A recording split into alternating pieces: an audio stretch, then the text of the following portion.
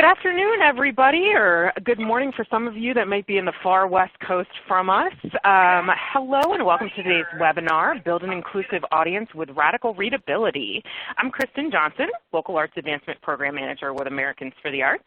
We've got a great program planned for you today, and I'm excited to introduce our speaker, but first, a couple of quick reminders. First, ArtsU is our e-learning platform offering a variety of training options to support your work in the field. Be sure to visit artsu.americansforthearts.org to view more upcoming events. Next, there will be time for questions towards the end of the presentation. However, if you have any questions that come up for you along the way or any comments that you think of in the moment, feel free to type them into the chat box in the bottom left-hand corner of your screen at any time. And with that, I'm pleased to introduce our speaker for today, Rob McGuire. Rob is the Director of Marketing Communications at Emily Carr University of Art and Design in Vancouver, Canada.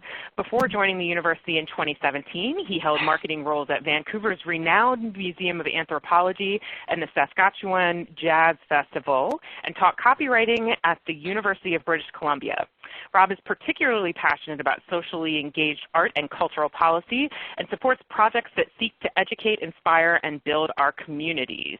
He also moonlights as the board president of Pi Theatre, which is a bold and uncompromising company based in Vancouver's historic Chinatown. And with that, I'm going to turn it over to Rob. Thanks, everyone.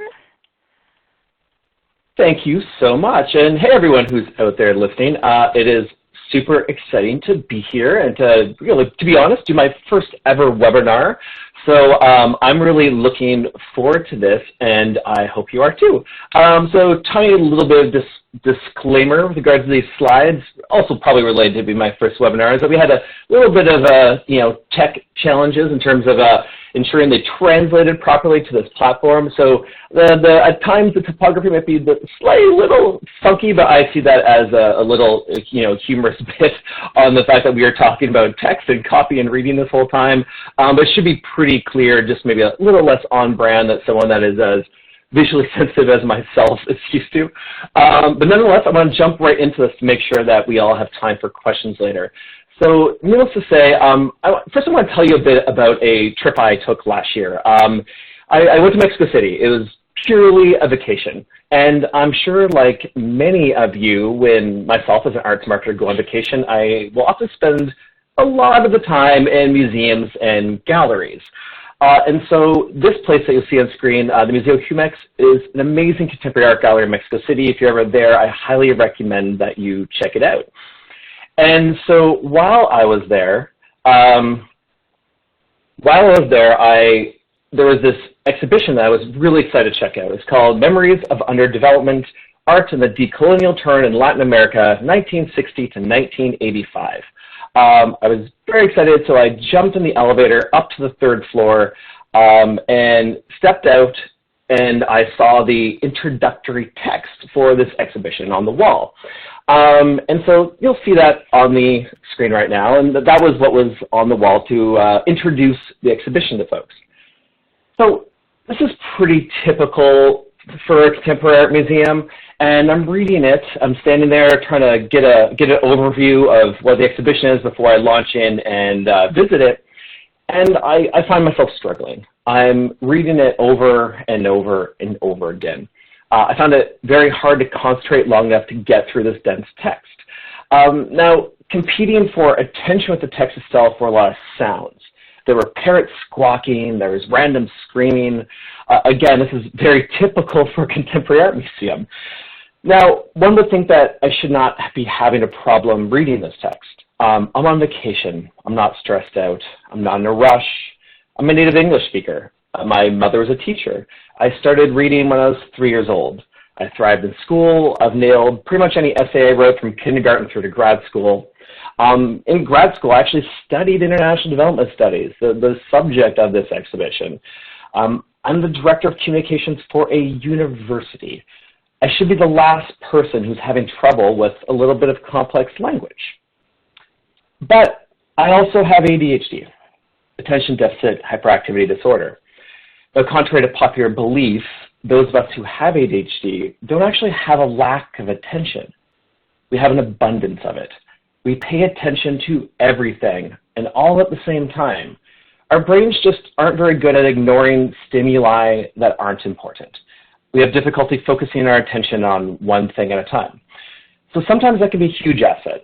Folks with ADHD tend to be highly creative and innovative, nonlinear thinkers, but reading long and complex passages of text can be a challenge at the best of times. But in this environment at the HUMEX, getting through this was really, really hard. And my focus went from these words first to a parrot squealing. This is squawking. And then, okay, I brought my attention back to these words. And then I saw my attention drifting over to this loud, obnoxious screaming. And then I found it back focused on the words. Okay, I got this. But then soon I'm starting to feel really anxious. I'm feeling really anxious about how I can't read this text and that people must still be wondering why this idiot is just staring at the wall for minutes and minutes. And then my focus went back to the text. And then my mind jumped over to this creepy museum guard. He's just, I swear he's eyeing me up and down like I'm about to tear this bloody gallery label off the wall. Okay, then back in the text. And now I'm inside my own head, thinking of how I've been standing here for 5 minutes. 5 minutes. I still don't really have a clue what this exhibition is actually about. And really, I never will, because I give up. So that's a little taste of what it's like for me to try to focus on complex passages of text, particularly if there's really anything else going on around me. This is also what it's like for the 4% or so of the population who have ADHD. That's 13 million Americans, give or take, most of whom are undiagnosed, and they probably don't know why they struggle with things like this. But they do know how they feel, and it doesn't feel good. It doesn't feel like that text was written for you, and in some way, it doesn't feel like you belong. And those feelings are now associated with your organization. And it's safe to say that this is something that we want to avoid if our goal is to become more diverse, more equitable, and more inclusive. So people who write copy like this aren't thinking about people whose brains work like mine. And there are many other groups of people who, for a wide variety of reasons, will have a difficult time understanding this text easily without becoming frustrated, without feeling that it was written for someone else. And what most of us working in the arts don't realize is that without even being aware of it, the way we present our ideas, the words that we choose, the length of our sentences, the use of grammar, it can actually make it harder for most people to engage with our messages. And that's because many of us are missing a really big piece of the puzzle when we write. Someone who understands the concept of readability and why it's really important would write this text very differently if their goal is to be understood by a wide variety of people. And of course, that is why all of us are here today. So again, my name is Rob, and I've been working in communications in arts organizations for my entire career. I've worked with a lot of really, really smart people in my job, and I've been very, very fortunate. A lot of academics, art curators, and other folks with advanced degrees in highly specialized areas of knowledge. And my job has always been to take source material that they have written and work with it until I have copy that the rest of us can understand. Now, I'm sure that sounds familiar to a lot of you. Nod if you agree with me. Okay, I can feel you all nodding, which is fantastic. So now I'm at Emily Carr University of Art and Design here in Vancouver. It's one of the 2 large art and design universities in Canada. Now, I don't have a PhD. I'm only the second person in my family to graduate from university. My grandfather was literate. My grandmother was raised by Armenian-speaking genocide survivors. Despite all that, I know I am still really, really privileged. And I know that if the text that lands on my desk is something that I have trouble with, that there are people in my family who will have even more trouble with it than I do, and there are others that will have even more trouble than they would. So I've been passionate about readability for a while. I've always been a big language nerd. I've always enjoyed editing more than I have writing. But only in the last few years did I start to realize how the concept of readability is really crucial to our efforts to reach new audiences and really to make our organizations more inclusive. So when we wrap up this session, there are 3 things I want firmly lodged into your brain. So first, the way we write can exclude people. It can exclude a lot of people. We'll review a few of the ways our writing can exclude folks without us even being aware of it. And I promise you that you're going to be surprised by how many people are frustrated by the words we write. But the way we write can also help people feel welcome. It's a huge upside, this opportunity. But they need to feel like you're speaking to them, not like they're eavesdropping on a graduate level seminar about the depraved underground social lives of lesser known neo-expressionist painters. Secondly, we are addicted to crappy copy. It's really bad in the arts. Whether we're a small organization or a big one, whether it's a visual arts organization or performance, whether it's national or local, we all suck at this. Nearly every single organization has challenges with this. And I'm going to show you some slides of us, well, sucking. But the good news is that we are all in this together. And third, writing highly readable copy is actually really easy, and it's actually really fun. I promise you. So, we're going to learn how to evaluate our writing, and then we'll go into a few tips and tricks about how to improve it. So, is everyone ready? All right, I hear some nodding. let's do this. Okay, first up, what is readability and why does it matter? Readability is the ease with which a reader can understand a text. Again, it's the ease with which a reader can understand a written text. Now, to be clear, readability is different from legibility. Legibility is a measure of how easy a reader can distinguish individual letters or characters from each other. So what you're looking at right now is highly legible. And this next slide, it's not. You know, think about the prescription that your doctor writes out and hands to you. You know, that's poor legibility. Readability, however, measures the complexity of the words in the sentence structure in a piece of content. The key idea is that complex sentences are harder to parse and harder to read than simple ones. Everyone prefers highly readable text, even scientists, lawyers, academics, and judges. There's a myth out there that readability is about dumbing down text. This myth is really an excuse to keep writing for ourselves and not with the reader in mind. Studies show that even highly educated specialist readers prefer concise text that is easy to scan. Readers also think that writers who are more readable are actually smarter people. No matter who you are, higher readability actually makes reading more effortless and quicker. You're more likely to find what you're reading interesting, and that keeps your attention. Don't be concerned about insulting the intelligence of readers through simple language. Nobody is insulted by something they can understand easily. That comes from the Australian Bureau of Statistics.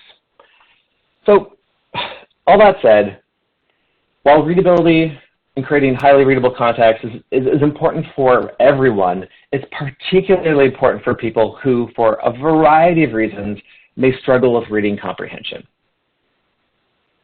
So how are people excluded when we write copy that's hard to read? There are many reasons, and we'll just look at a few, enough to give you a sense of how many people we risk alienating or excluding from the work we do. So first, not everyone has been to university or college. As a rule, I find in the arts, we often tend to write for a college-educated audience. And if you don't believe me, I'll get to that in just a few minutes. If we look at educational attainment in the United States, essentially if we look at how much education folks 25 years of age and older have, 70% of them do not have a college degree. So that's a lot of people who are going to struggle with that university-level text that you just slapped on your season brochure. Only 1 in 10 Americans has completed grad school or has a professional degree. And even more than that, 12% of the country has not completed high school or its equivalent. Next, literacy levels are actually much lower than we think.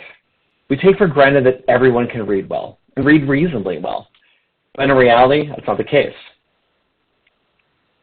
Half of us can't read at a grade 8 level.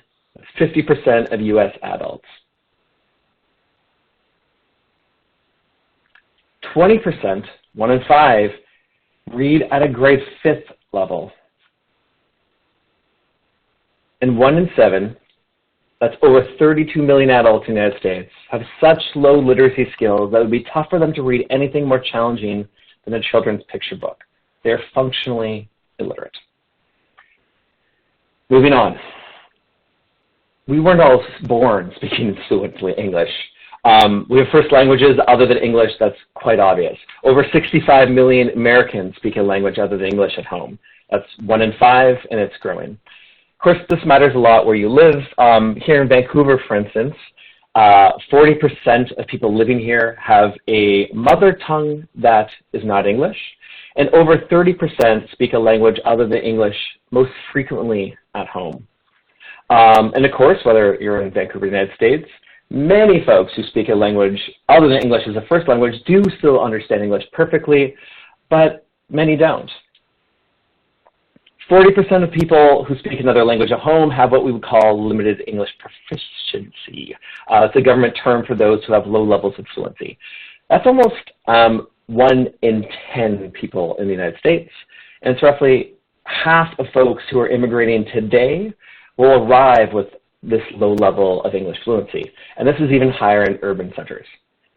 And before we move on from language skills, I just want to give a nod to our tourist friends. For those of us that work in arts organizations, this is often an important audience. And again, it's highly variable based on where you are, but I'm sure a lot of those of you that are listening now know that a lot of your audience may be tourists, and many of them also speak English as a second or third language. For instance, here in Vancouver, after Americans, it is China that is our number 2 source of tourists. And that is growing year over year at almost 20%. And so that is definitely something that we need to keep in mind as well. Third, learning disabilities are common and they last a lifetime. These are neurologically based processing problems in which a person has difficulty learning in a typical manner. Very important to say that this does not exclude the ability to learn in a different manner. It's that learning in the typical manner, the manner we most commonly associate with most of our schools, is something that is often a challenge. Learning disabilities typically interfere with basic skills such as reading and writing. And 1 in 5 students tends to have a language-based learning disability. These are most often identified in childhood and associated with schooling and formal education, but they do have a lifelong impact. Dyslexia is one of the ones that we're most familiar with in the general population, and 5 to 17% of the population are estimated to have dyslexia.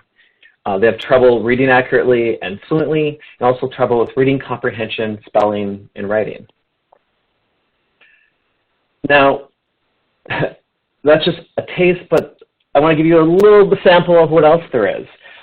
So for instance, I already mentioned folks like myself who have ADHD who will struggle with complex text. There are people with autism who have difficulty processing everyday sensory information. So trying to read a text while parrots are squawking and videos are screaming at you can also be very difficult. There's the impact of aging, the cognitive decline that comes with that. Literacy also declines with age, and the ability to focus selectively on information declines with age. There are those who have visual impairments, which is more than 10 million Americans. Then there are people that are just distracted. It could be parents with young children, folks with other things on their mind. It could be people that are exhausted, like parents with young children. It could be people who are overworked. Maybe they have multiple jobs. There are all kinds of ways we exclude so many kinds of people through the words that we write. And now, you might be hearing this and thinking to yourself, but hey, you know, we all work in the arts. We really, really care. We can't be that bad, can we? Well, yes, we can. We can because we most often are doing this unknowingly. If we don't know about it, we can't think about it, but we can make excuses. So in the arts, we often suffer from what I refer to as the curse of knowledge. It's a term that was coined in the Journal of Political Economy about a decade or so ago. Now, the curse of knowledge is a cognitive bias that occurs when, in communicating with others, we assume that they have the background to understand us. So essentially, the more educated you are, this is even more likely to happen. It's a problem with asymmetric information. So you and your audience don't know the same things, but importantly, you don't really realize you don't know the same things. You can't put yourselves in their shoes. To give you an example, you might have a brilliant professor who's an area specialist, but he doesn't remember the difficulties that a young student encounters when learning about a new subject for the first time. And this is something that often happens in the arts. So for example, you may know every single possible interpretation of The Starry Night, but your audience might not even know that it was painted by Vincent van Gogh, or is it Van Gogh? There's a good chance they aren't even sure how to pronounce his name. So when we write, there's usually a major disconnect between us and our audience on what we know about the subject matter. But we also forget that the person reading our text did not write it. They might not have the same language comprehension as us. And even if they did, they're reading it for the first time. And they're probably only going to read it once. So in the arts, we also suffer from having an ego at times. We have this idea that writing highly complex sentences with uncommon vocabulary is a sign of the writer's high level of intelligence. While some writers might use a highfalutin tone of habit, others might be trying to impress readers with complex sentences and showy vocabulary. Now, understandably, we're all really proud of what we know and of our dedication to our work.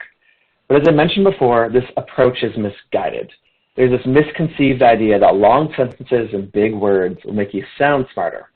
Well, they don't. But what they definitely do is hurt readability. And they hurt us too. They hurt our audiences, and they hurt our organizations. So, how bad are we? Now we're going to take a little bit of a dive into seeing some of the problems that we have, some examples.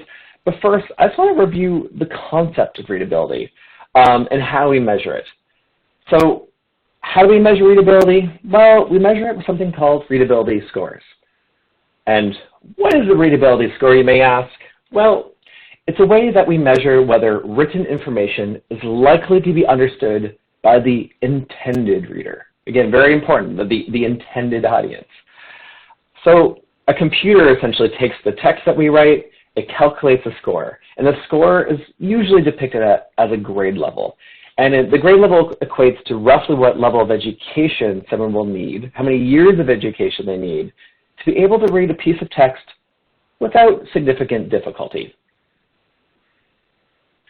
So what you're looking at now is from an online tool, and I'll elaborate later, and it shows you various different readability formulas. There's many of them, and the Flesch-Kincaid's that you see at the top is the most common. I will often use an average, and there's an average of all these various formulas that you can see at the bottom. And we'll dive into this a little bit shortly. But first, though, let's talk about how readability scores are calculated. So most of these scores, there's little differences between them, but they tend to be based on one or more of the following three principles. First, that shorter sentences are easier to read than longer sentences. That shorter words are easier to read than longer words. And that more common words are easier to read than less common words. Those three principles. It's really at the core of the concept of readability. There's more to writing readable copy, and we'll get to that, but these three principles are very easy to measure and form the core of readability tests. So what happens to be a good score? What's considered a good score? Well, it really depends. But as a general and widely acknowledged rule of thumb, when particularly writing marketing copy or in journalism, is that if you're writing for the general public, you want to aim for grade 8, and that's using the Flesch-Kincaid formula. This will reach most people. But even then, you're leaving out at least 1 in 5. 1 in 5 Americans are going to struggle with text written at a grade 8 level, which is probably higher than you were thinking. Ultimately, though, it's most important that we think about who our audience is and keep in mind that it's likely much more diverse than we may think. Now, if we're confident that the audience has familiarity with the subject, there could be some more latitude for some specialized terms, maybe a bit more complex text when it's absolutely needed. But the concept of readability is a tool to help us keep our audience in mind. It's not a hard boundary. And these scores are approximations. They're not qualitative judgments.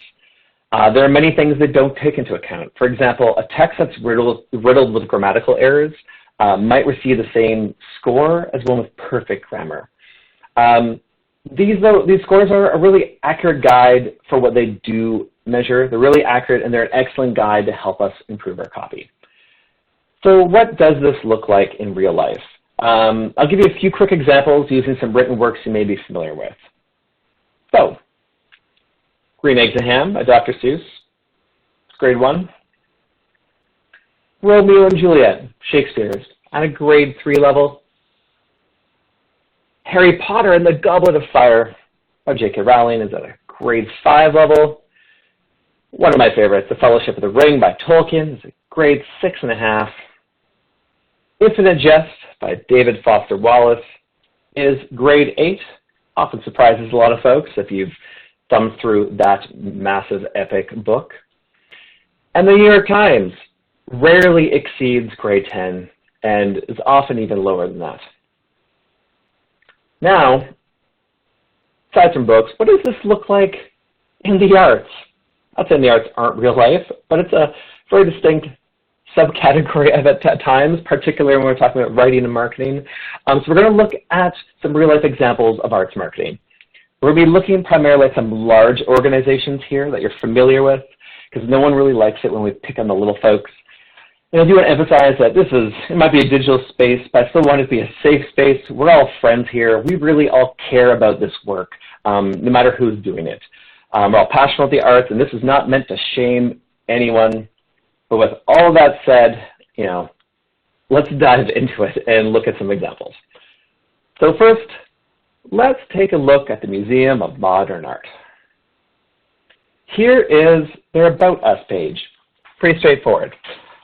Take a look over the text, give you a moment, and if you're feeling lucky, feel free to take a guess and at what the average grade level of this text might be. Any ideas?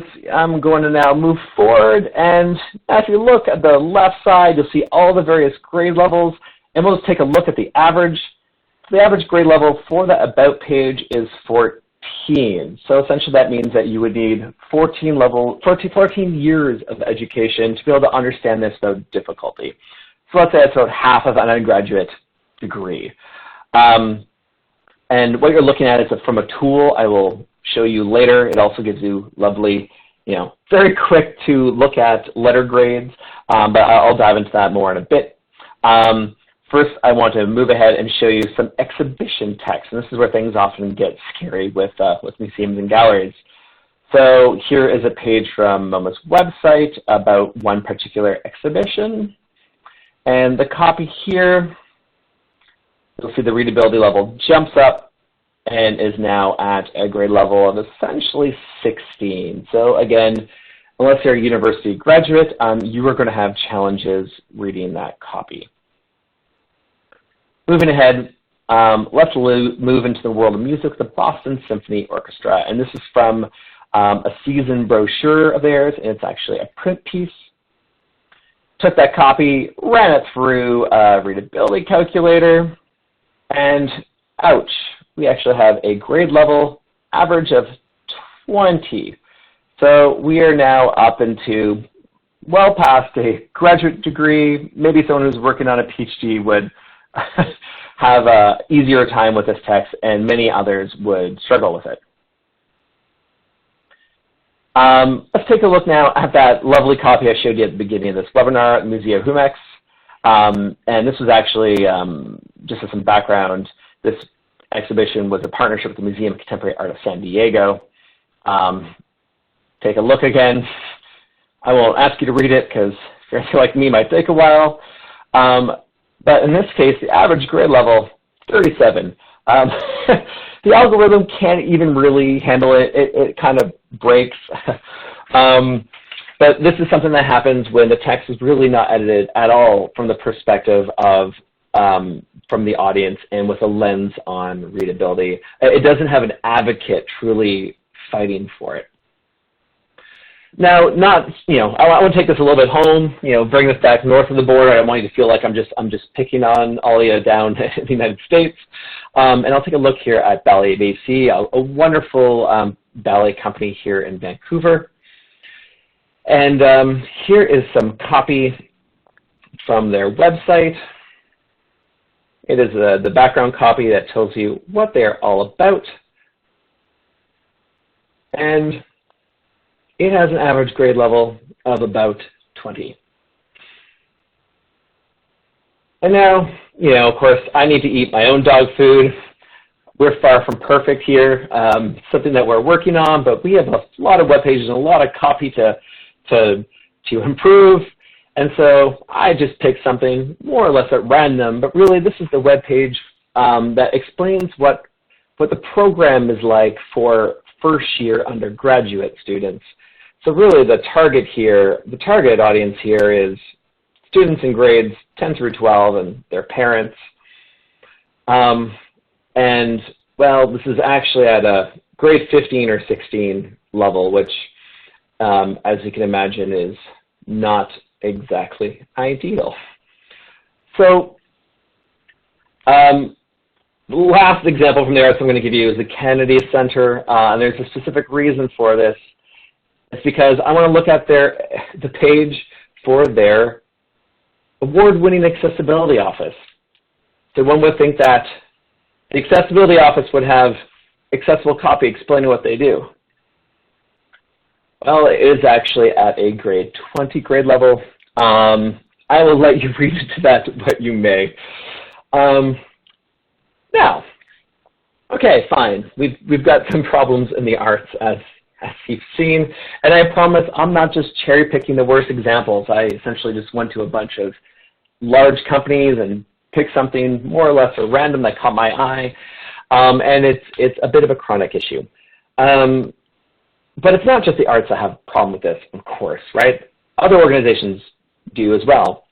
It's true, but if we go and look at if we go outside the large arts organizations, we look at just the largest organizations in the United States, things are a little different. So to give you a couple examples, we take a look at Starbucks. This is their company information page telling you what Starbucks is all about and their history. Well, it is much more accessible. The average grade level there is a 9.8. And if we take a look at Apple, Apple did not become the first trillion-dollar company with marketing copy that people could barely understand. I'm sure of that. And if Apple's marketers took text written by engineers and dumped it right to an ad, then maybe it would look something like this. But as you can imagine, copy like this is not going to sell iPhones, it's not going to sell iPads. Copy like this does.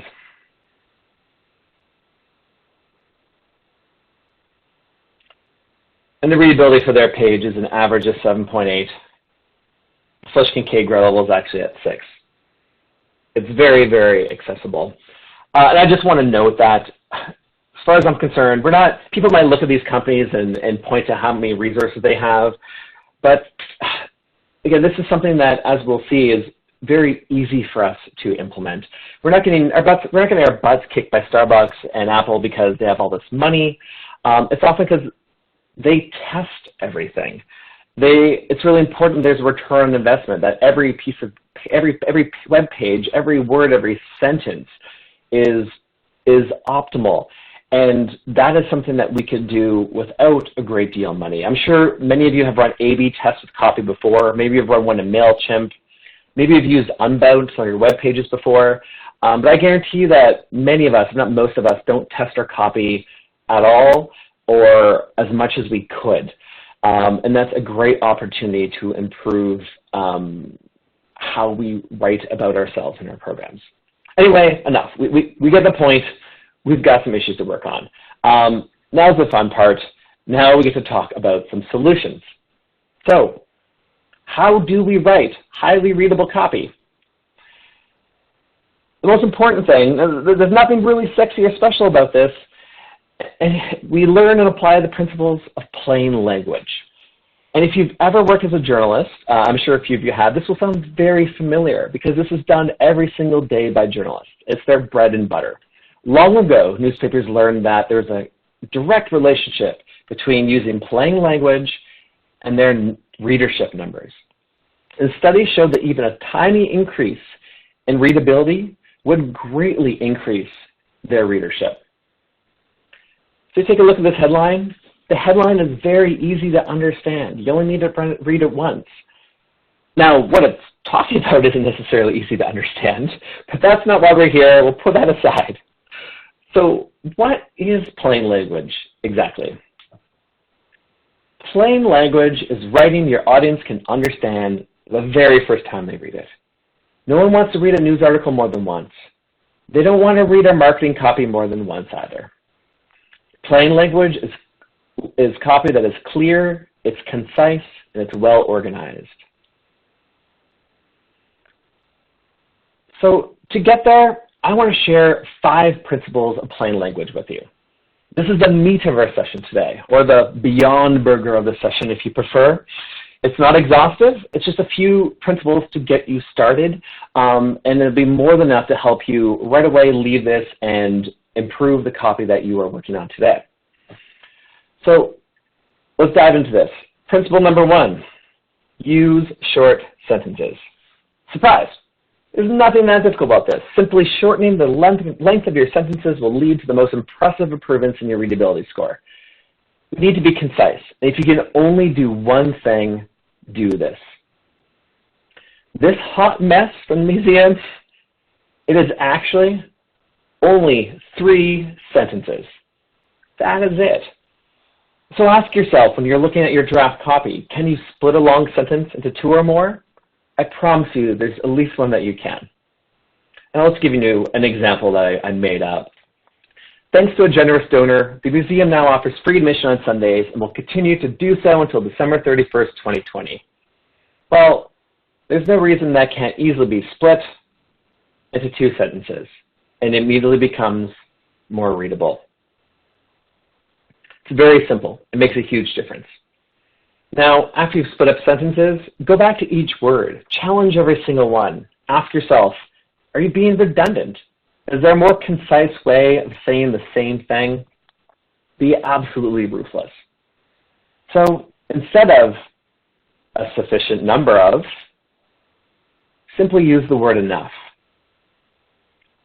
Instead of be responsible for, you can just say must.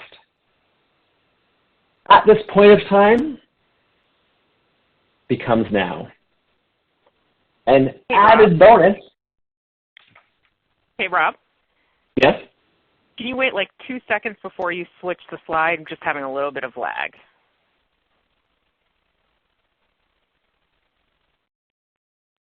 All right. So instead of an added bonus, simply use the word bonus.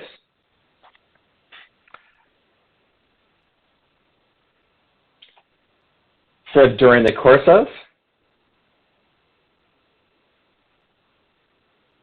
use the word during.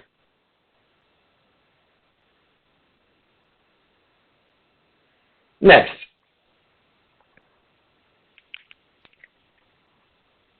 Once you've done that, make sure we're using really common everyday words. The length of the words, or more specifically the number of symbols, is really important. Readability scores tend to take the average number of syllables in your words into account. And familiarity is also really important. Short words, of course, can still be obscure. So when writing, we often use the first word that comes to mind. It's often something that we wouldn't necessarily use in conversation. And plain language is ultimately conversational. It's very close to how we talk. So a few examples here. Instead of the word demonstrate, use the word show. Instead of ramification, use the word result. So it's feasible, use the word possible. Instead of indicated, becomes said. Instead of utilize, simply use. And, I told you, most of the stuff is actually pretty easy. You're sitting there probably thinking it's actually really intuitive. It makes sense. So fire up a thesaurus. Sometimes using a thesaurus will remind us that there are much simpler versions of words that we have in our draft copy. Now, this doesn't mean you can't use long words, but use them when they're needed, where the difference in meaning is actually really important. And of course, we also want to avoid jargon whenever possible, unless we're sure that our audience understands it. We want to avoid acronyms. We want to write for the audience that we want to have, not only the insiders. And we ultimately want to challenge our assumptions about what our audience actually does know. Third, when we use pronouns when speaking to the reader.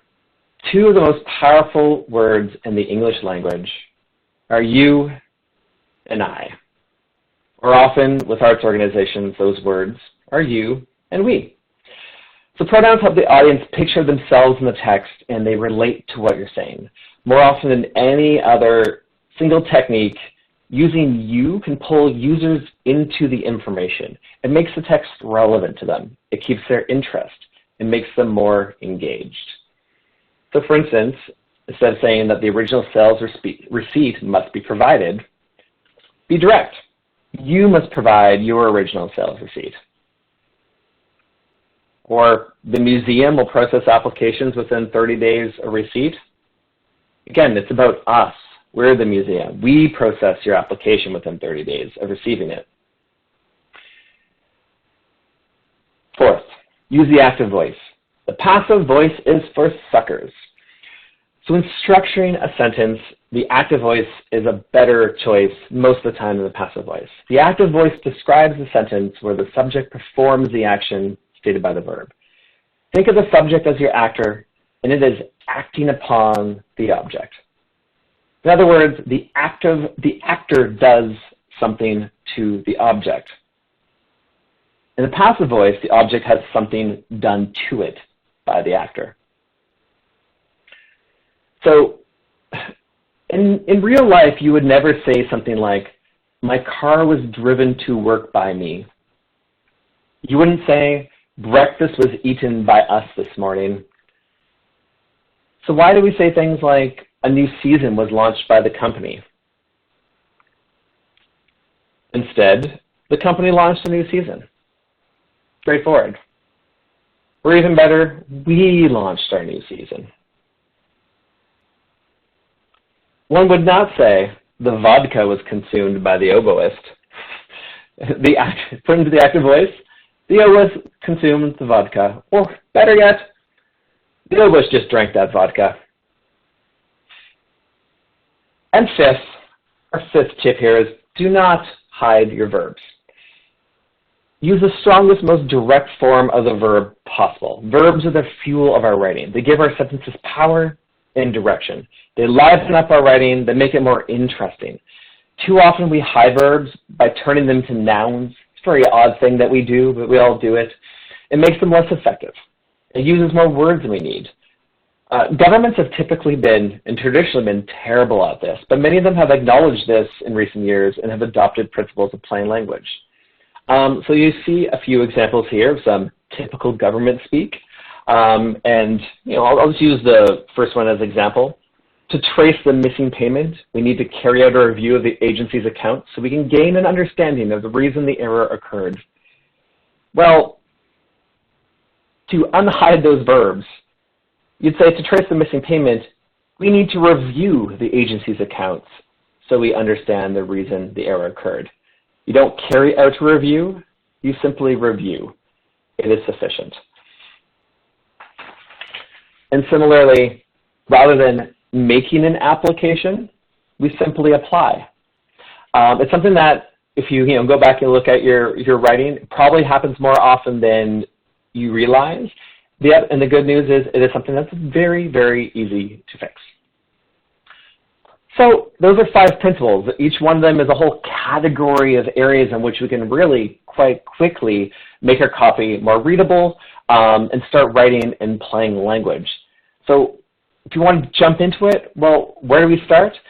First off, there's actually lots of fantastic resources out there on the web. The one I will direct you to is actually plainlanguage.gov. Some of the examples I've used actually came from this website. It is a fantastic guide. There's lots of resources. There's training materials allowing you to dig deeper. You may not know that the federal government has, back in 2010, passed the Plain Writing Act, which actually requires federal agencies to write in plain language. And this resource, while it exists for the federal government, it's also very helpful for anyone who wants to write in plain language and ensure that their copy, their writing, can be as accessible to as many folks as possible. And now, once you feel ready to dive in and start improving the copy that you're writing, or maybe you want to rewrite some copy that you already have for your organization, whether such as web pages or marketing copy, there's software available that will make your life so much easier. And I alluded to this earlier. There are many apps available. There's one that I use most common. It's readable.com. You just, I would say ignore the URL that you will see in the top left corner there because they've rebranded since I took the screen grab. And I promise you, I have zero affiliation with them whatsoever other than being a happy user. And a great way to get started here is to do a bit of an audit. So for instance, you might go to your organization website, it's a great place to start, and grab some web pages. And you just dump the text, as you can see, you just paste the text in there. And it will give you a score. And like with anything, only once we know there's a problem can we address it. And this is a great tool to measure it and to see where those problems are. So for instance, here's a page I took, I believe, from the Americans for the Arts website back before the National Arts Marketing Project Conference in Seattle last year. And as you can see, it will give you a grade level. But also, even more importantly, the grade level might flag that there's some room for improvement, but it will actually tell you how it was calculated. And that is really what is most helpful. So for instance, if it's a very long sentence, it highlights it in red. It considers a long sentence to be 30 syllables or more. Words that are very long are highlighted in red as well, or underlined in red rather. Adverbs are in yellow. The passive voice is in blue. So it will just highlight potential issues with your copy. And what's really great about it is that you can edit it live in that window. And as you start editing it, you will see the scores change. And you will see the percent of your sentences that are 30 syllables or higher, which you can see up here, for instance, that will start declining. And as you start, working on these things over here, your overall grade will start lowering. So I love this tool. There are other ones like it, but I find it very, very handy, again, to find out what a score of a current piece of copy is, and to flag the ways in which you can actually start working on it. And again, these scores are really just a guide. At the end of the day, it's the principles of plain language that will help you write clear, concise text that is easy to understand. And these tools will really just help show you where there's an opportunity to do that. So just want to plot this slide in front of you. It just gives you an idea. This also comes from the readability.com folks of where some different texts lie in terms of reading levels, and just a bit of a recommendation for your marketing pieces and where you might sit them. So again, your very general content, whether that's your web content and email marketing or so on, you would like to sit around a grade 7 or 8 level, so it's very widely accessible. And then more specialized content, whether that's an in-depth blog post or a white paper or something more specialized, you can let that grade level creep up a level because you might need some more complicated language in order to address the concept, and that's fine. Again, readability is a guide. It's not a hard or fast rule. Just don't use it as an excuse to ignore the principles of plain language altogether. So before we wrap up, don't want you to not forget a few things. Don't forget that the way we write can exclude people or can help them feel welcome. We are addicted to crappy copy, but writing highly readable copy is easy and it's fun. And your audiences will, I promise you, they will thank you for it. So with that, I would like to wrap it up and open the floor for any questions you might have, any comments. I think we have probably about 10 minutes or so, and I'm happy to attempt answering anything you might want to ask. Great, thanks, Rob. So while we give you guys a minute to just think of any questions that you might have for Rob, again, feel free to type them into the chat box. Anything that you think of, any questions, any comments. I'm going to actually kick things off. Misha from 3 Arts actually was wondering if you would share the link for the Readability website that you were talking about. And what I let her know is that we're actually going to be sharing all of the links and the resources, the various things, as well as the slide deck that you've been using with folks afterwards. So we will be sending that out. Rob, my question for you while people are thinking of other questions is, you were able to share with us, and I'm very almost sad that it was, oh, did somebody just type the Readability link into the chat box? That was me. I'm a quick study with this webinar software. Perfect. Thank you. No problem. But you're right. We can share some resources afterwards as well. Yes, yes. So what I'm wondering for you is, you were able to share an example of one website that actually really does a pretty good job at sharing or about creating readable content. However, what I did notice is that website was not an arts organization. I'm curious if you've come across any arts-specific organizations that you've noticed that have done a really good job at this. Oh, that is a fantastic question. And I mean, I can't off the top of my head just point to one that does a fantastic job across the board. I definitely have come across them. Unfortunately, not when I was putting this presentation together, or I promise I didn't just take out the ones that were absolutely fantastic. Because I do think it does highlight that it's a very broad-based issue. And I think it's anyone that works at an arts organization, or frankly anyone at all, you know that it's not an across-the-board thing. I've rarely come across an arts organization that, even if you just look at their website, has universally readable copy or universally terrible copy. Most of them lie somewhere in between.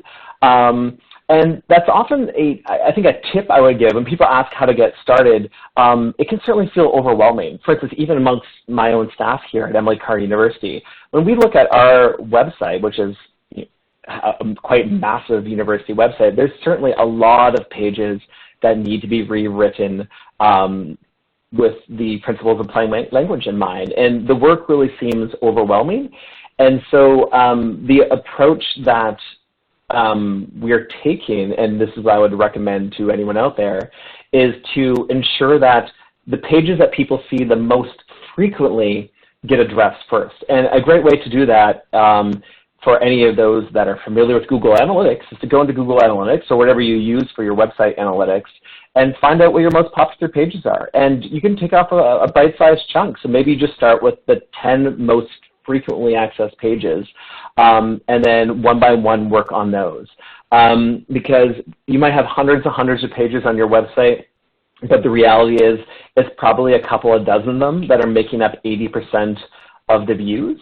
And by tackling a relatively small number of them, you could make a huge difference. And I find a lot of times we can get down a little about the size of the task, but if we think about it from that perspective and taking on that low-hanging fruit, it can really be quite manageable. That's great. And actually, that ties into another question I have, which is, you know, a lot of us have limited time and limited resources, and we need kind of a starting place. So would you recommend actually your organization's website being that starting place, especially focusing on those kind of main pages that, you know, are driving traffic the most? Or is there kind of another piece of collateral that you've noticed that, and this may be like very organizational specific, but another piece of collateral that a lot of audiences are consuming that people should also be paying attention to? I certainly recommend starting with your website, and there's a few reasons for that. One is, for most organizations, it is the copy that is seen by the largest number of people. But another great reason for it is that it isn't permanent, which isn't to say print materials are permanent either. But I find that very often, especially when I'm talking about readability with marketers, professional communicators, a lot of times at the very least, a lot of what I'm saying, again, it's very familiar things, and everyone understands at least some of them. And I find that all of us often struggle with convincing others in our organizations of the importance of doing this. Now, I hope some of this presentation will give you some ammunition to convince them of that. But the great thing about websites as well is that, so on one hand, one isn't committed to copy that's being printed tens of thousands of times. So you can always say, hey, if it's not working, we can reverse it. But another great thing is that it also makes it really, really easy to test. And there are great ways to do A/B testing, even of copy in your website. You don't need to be a developer. It's very straightforward, where you could, you know, show the same one version of a page to half the folks and another version of the page to another half of your visitors, and the visitors don't know that they're seeing different copy, and you can see the difference in terms of the time they spend on the page, whether they're more likely to sign up for your newsletter. And you can actually test this out.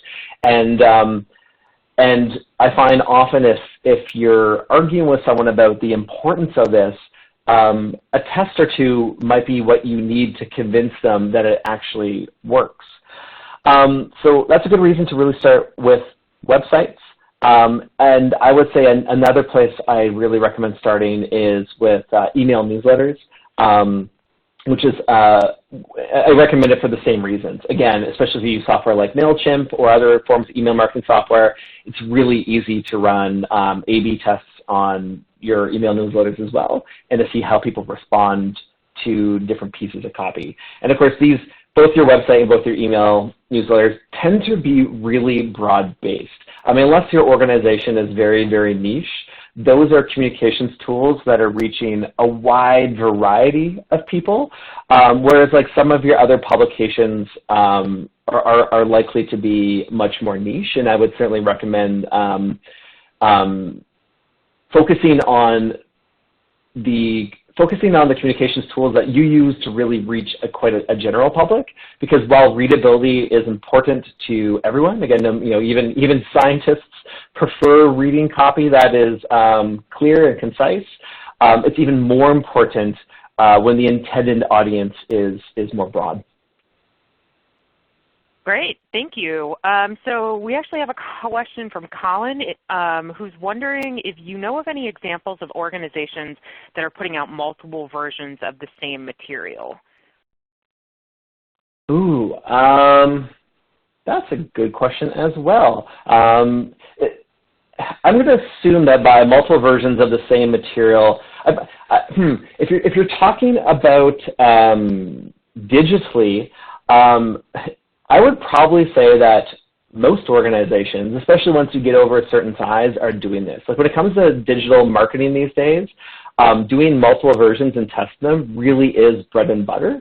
And if anything, I'd say one of the big differences between maybe something like Apple and maybe even a large company like, say, the Boston Symphony Orchestra, and I don't know this for a fact, I've ran this by the orchestra's marketing folks, but it's safe to say that a company like Apple is probably not going to release any marketing copy that they have not tested to see how it impacts, and simply because there's billions of dollars on the line. And even if a change in a word increases someone's likelihood of clicking on something by 0.5%, that is a ton of money. Which isn't to say that those numbers aren't important for smaller organizations as well. They might just dedicate more resources to it. But again, we don't have to do this across the board. So I think you'd be surprised by the number of organizations that are doing different versions, particularly when it comes to digital materials. I can't think of one off the top of my head, but it's something that would gladly, I mean, again, I've come across it. I would gladly follow up with you and provide a few examples of companies I'm like, hey, I think these folks are doing a really good job. Yeah, there's a follow-up point that Colin made that says that they've recently heard of an artist that actually does that for her work, which is a really interesting concept for me. I'm curious what type of work that is that would warrant doing multiple versions of it. Multiple versions of the artwork or multiple versions of our communications material? I'm not sure. Interesting. Yeah. I mean, first, I'll give you one example from my life over here at Emily Carr University. And so, I mean, I've been speaking a bit about like A/B testing to see which version works best. But a lot of times you might have, for the lack of a better word, a product or a service, and you might be trying to communicate that same product to very different audiences. So, for instance, for us, our primary goal in terms of marketing is really undergraduate education.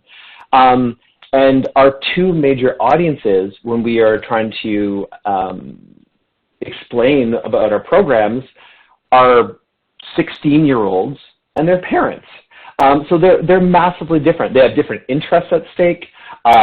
They have different educational backgrounds. They are exceptionally different audiences who both have a very, very key stake in this process. And so on one hand, we definitely have materials that need to appeal to both of them, but also whenever possible, we also consider those audiences separately. And we think about what materials we have that parents are very unlikely to see. For instance, in this case, Instagram stories. We know that a prospective student's parents are probably not seeing what we write on Instagram. And so in that case, we are ensuring that the readability of our copy and just even like the tone of it is much more appropriate for that grade 10, 11, 12 audience. And there are other places where we know it's way more likely that the parent is reading it. For instance, if we have web copy about what our alumni tend to go and do in terms of jobs afterwards. And so, and similarly, like when I've worked in music as well, you might have sometimes you might have an artist who's on stage that has two seemingly very different audiences, and sometimes you speak to them both at once, and sometimes you are speaking to them differently. And I think what's really important is to determine how you can speak to them differently, if it's important to do so, and also keeping in mind when a single piece of information might have to work for two very different audiences. And I guess to tie that back to the concept of readability, it's important to keep in mind that these audiences do have very different backgrounds. And so, for instance, if I'm writing about an undergraduate program and the parents are a primary audience, if a secondary audience are those high school students, well, that's going to impact my readability. And that means I'm probably going to shoot a little bit lower than if I knew I was only speaking to parents and guidance counselors. And that is something that can be broadly applicable, I think, no matter what type of arts organization or agency you write for. Yeah, absolutely. And I think I'm just going to throw on one comment here. Is one of the most common ways that I've come across it in my work with Americans for the Arts is the creating copy of things in two languages. So I know with our big main publications that we generally do a main version in English and then another version in Spanish. And it's the same with several of the publications that we've done. I was actually on the website for an organization called AS220 based out of Rhode Island that actually has two versions of their website as well. So you can actually simply click a button and it switches it from English over to Spanish because that's one of the main languages that their audience speaks. So something else. So actually there's a little... Sorry, I was going to say that's a really great point, and what's really interesting is that plain language actually used to be called plain English until they realized that and I'm talking specifically within an American context, and then the government realized that speaking plainly in English wasn't sufficient, and that when government agencies are speaking in other languages, such as Spanish, for example, the principles of plain language still do apply. Fantastic. So we don't have any other questions, and we're actually a little bit over time anyway. So your timing could not be more perfect, Rob. Thank you, Rob, and thank you for everybody that tuned in to today's webinar where we took a look at building an inclusive audience with Readability.